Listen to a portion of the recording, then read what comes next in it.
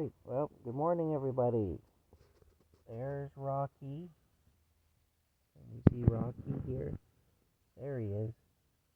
I gotta get up and get ready to go out to Walmart and buy pancakes. I'm gonna buy frozen pancakes for breakfast today, which I shall cook on my toaster oven using the power box over there. I heat them up and they'll be good. And I'll eat them and they'll be good. It'll be great, Rocky. It will be. Rocky doesn't look impressed. Rocky's looking and saying, is there meat in them? If there's no meat in them, then I'm not impressed. Anyway, a follow-up to my video where I showed the old truck in the Walmart parking lot there, the old 1970s Dodge truck. The trucks that came after that, which are actually considered the first generation of Ram truck, they started that in 1980. So 1979 was the last year for that body style of the truck.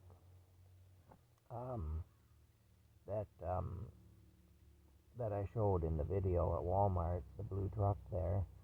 And then in 1980 they changed a bit anyway. Not a whole lot, but enough that they were updated, I guess. They looked a little more, I guess, more modern for a more modern era, you could say, I guess, because I remember when 1979 turned to 1980, that was the idea. We were entering a more modern era, basically. We were leaving the past behind. We were improving, so we thought.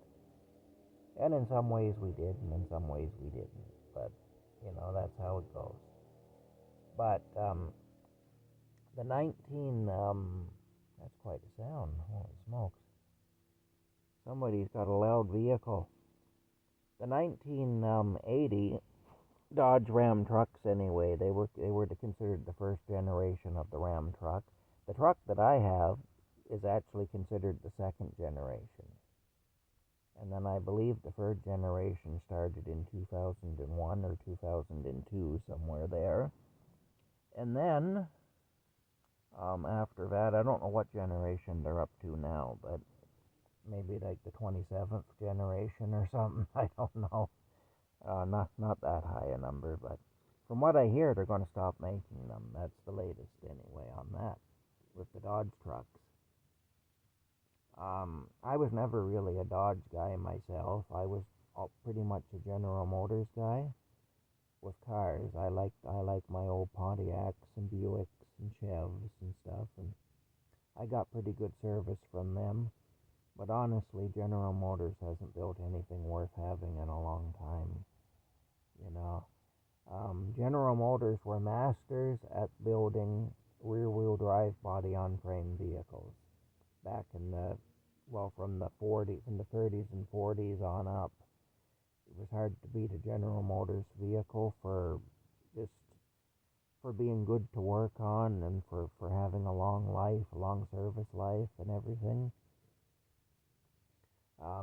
Although from 58 to 64, they experimented with some of their full-size vehicles with an X frame. The frame was an X shape. It had no side members running under the doors and stuff. And those cars turned into rattle traps fairly quickly, and they weren't as good as the pre-1958 General Motors cars, or as the 1965 and up General Motors cars. Because in 65 they went back to a full box perimeter frame. And you can't beat a box perimeter frame. I don't care what anybody says. People can say unit construction is better and stronger. Bullshit. Box perimeter frame is always better and stronger than unit construction or anything else. And in this climate where I live here, they rust out. And you want to see a car get weak in a hurry, you just drive a unibody vehicle. Those things, they get weak in a hurry because they just rust. The rust just gets right into them and weakens them. He's so heavy, it actually gets physically painful when he's standing on me. But anyway, there's something in his fur there. Oh, what is it now? What do we got here now? I hope it isn't a tick or something. I guess not. I think the ticks are pretty well done now anyway. It's just a piece of dirt, I think. Anyway, when I was in high school, they were still making the first generation Dodge Ram truck, the style that they made from 1980 up to about 1993 or something, 94, something like that. When they went to the style of body that my truck is, but which is the second generation Dodge Ram. The first generation Dodge Ram that they made all for the 80s and into the early 90s. Of course, I was in high school in the 80s. My high school career it spanned from 1983 to 1987. I just got out of reform school and went into high school. That's literally what happened. I was in jail. In the spring and summer of '83, I was in jail, and then I was in high school. Started grade 9 in September of '83. Graduated in '87. I graduated. I was a year behind because when I was in grade 4, that's when I was in the hospital in Toronto and used as a guinea pig for its drugs, and that didn't go over very well. Screwed me up badly, and I came out of there. I ended up losing grade 4. Had to repeat grade 4. I failed grade 4. That was another awful story anyway. I remember my dad, when I failed grade 4, he called me a loser. I remember that, and a fool. Said I was nothing but a fool and a loser. And I never forgot that anyway. That kind of hit me where I lived. And of course, I got made up by other kids. I got called a retard and stupid and all the rest of it. So, yeah. Remember the girl, one neighbor girl, um, when I told her I'd failed grade 4, she called me a retard. I remember that. But anyway, getting back to the story here, it's pretty harsh in those days. People forget how it was, but it was pretty harsh. That was back in 1976. That was. But we'll get back onto the story about the trucks. My friend, who I talked about in a previous video, when I told the story about the hunting rifle, and he had taken the hunting rifle down off my friend Chris, who didn't respect other people's property at all, and he had taken the hunting rifle down off the gun rack at another friend's house where we were having a party. Oh, look at this. And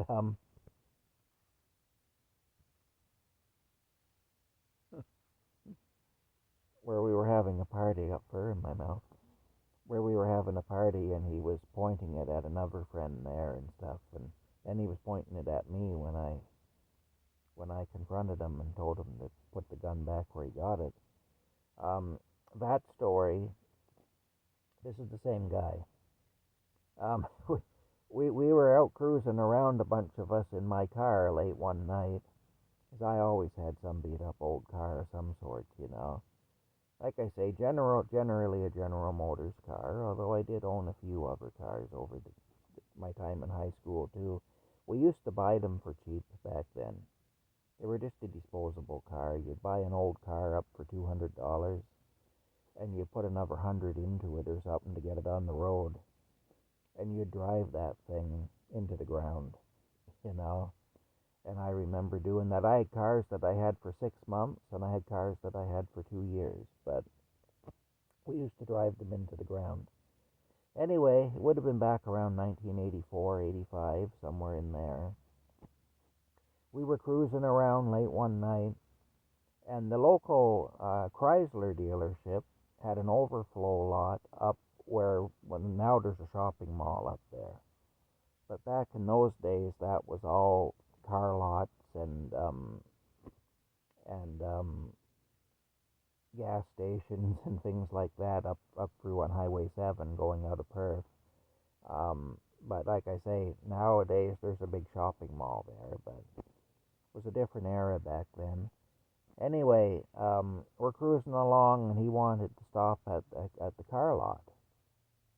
So we pull into the car lot. He gets out of the car, and of course, a bunch of the new Dodge Rams were in there, and all those Dodge Rams had an aluminum ram. It was like an aluminum ram's head kind of a thing with the horns, and stuff. On the hood, they had this hood ornament, and the hood ornament was on a spring, so that if you were to, say, get pitched through the windshield in a head-on collision, and you slid down the hood, you wouldn't be torn open by the hood ornament. You wouldn't catch that and be gutted by the hood ornament, which used to happen with vehicles back before they started putting the hood ornament on a spring. There were people literally pitched through the windshield and gutted like a fish on the hood ornament. And so, anyway, they were on a spring, which meant that if you twisted the hood ornament around, eventually you'd fatigue the spring, and it would break, and the hood ornament would come off in your hand. Well, he started going around from truck to truck, twisting the hood ornament and breaking the spring, and he started filling his pockets with these aluminum Rams that he was getting off the. They were like a chromed type metal, but I think they were aluminum underneath the chrome. I'm not exactly sure, but I think they were. Anyway, he was twisting them around, pulling them off the trucks. I remember I kind of freaked out because I didn't want any part of that. But I didn't like things like that. But anyway, that's the story. Anyway, he was going around pulling the things off the trucks. I was boarding at different places at that time and working, and working in the wire factory and also working in the museum. And this is what he was doing anyway, pulling these Dodge Ram things off the. And I didn't want any part of it anyway. I remember it really. It concerned me. Now they didn't have cameras like they do now. Nowadays we'd be caught for sure. But anyway, if anybody's watching and you worked for Moss Motors back in the mid '80s and you wonder where all the hood ornaments went off the trucks, well, now you know, I guess. If you worked for Moss Motors in Perth in the 1980s, I guess now you know. But anyway, just for the record, I didn't want any part of that. I wasn't happy about it. And if I'd known what he was going to do when we stopped there, I wouldn't have stopped. I really should have known, though. I should have known by that time who I was dealing with. But anyway, when I got into the apartment when I was 20 years old, we were all still kind of hanging out together, although we were starting to go off and do our own thing. But when I was 20 years old and I had the apartment, I moved into the apartment in 1988 above the Royal Bank in Perth, so right downtown. I actually caught him because a bunch of the guys came up to visit me and stuff, and we'd hang out up there sometimes. I actually caught